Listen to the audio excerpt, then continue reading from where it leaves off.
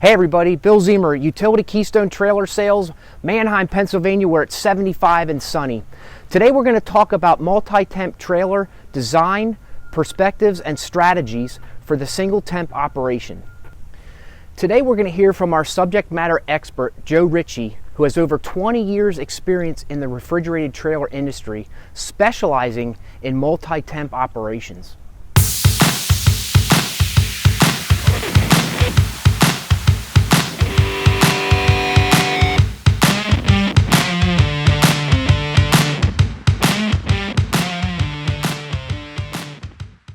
Good morning, this is Joe with Utility Keystone Trailer in Manheim, PA.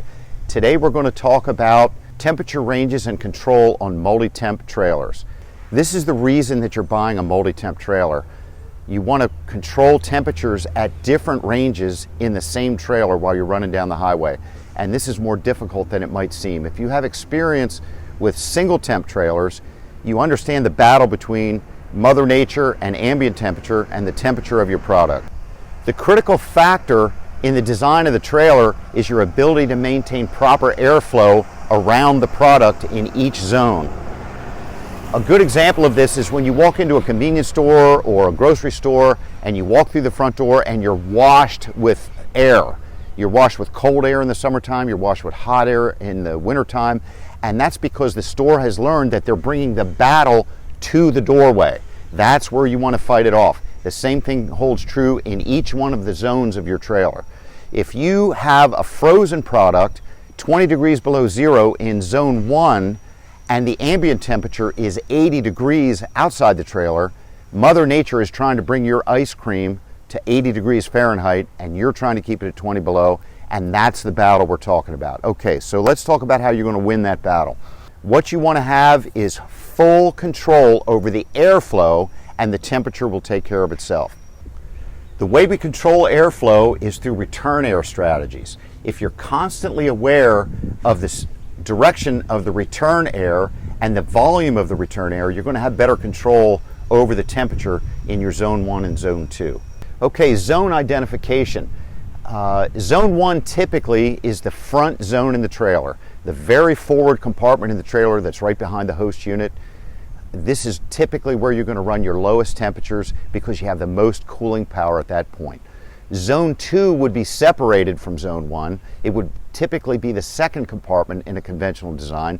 This is where you would have your refrigerated, anything that runs 33, 34 degrees Fahrenheit up to maybe 50 degrees. Zone 3, Zone 4, any other zones you want to add, they could be higher temperatures, they could be dry freight, product that does not require any temperature control whatsoever. So these are the typical conventional zone requirements. If you have a conventional front to back zone 1, zone 2, zone 3, zone 4, you're going to be in the category of about 90% of the multi-temp guys on the road. There's another strategy which is center partition, where they take the left side of the trailer and the right side of the trailer and separate those two and run a different temperature in those two. Typically the host unit will run the frozen side of that trailer, and either a rear evaporator or an auxiliary evaporator in the host unit would run the refrigerated or the dry side of that trailer. On the dual evaporator host units, the purpose of that design is to run the center partition down the center of the trailer.